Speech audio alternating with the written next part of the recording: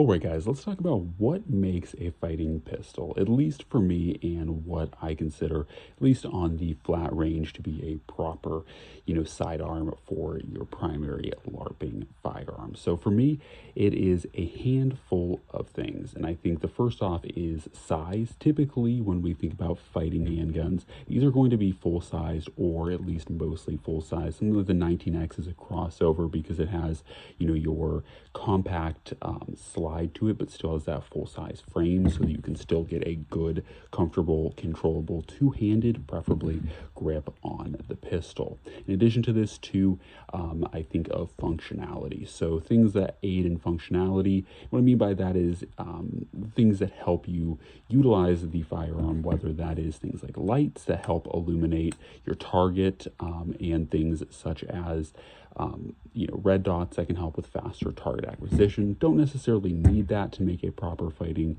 handgun.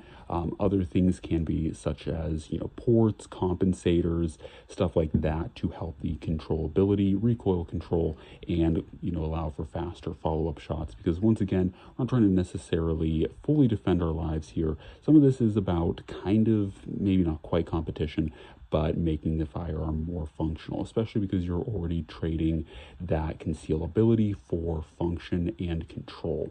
So going with, like I said, things like compensators or ports in the barrel to help with that controllability is another one.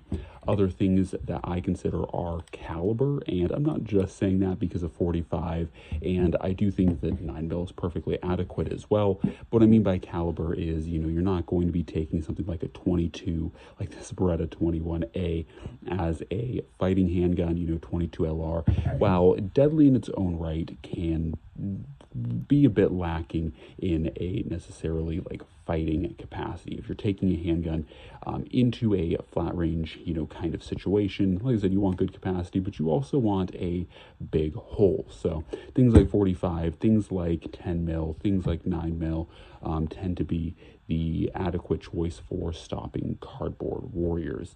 22 can be a little bit lacking at times. So that is kind of my overall mindset for choosing something of a fighting handgun. Now, once again, this isn't necessarily saying that this is going to be a, solo choice, primary, secondary, all of the above. This is really a complementary piece to a solid primary, but these are the things that make a fighting handgun more useful for this type of situation. But what did I miss? Is there anything else I should have included in this list? Let me know.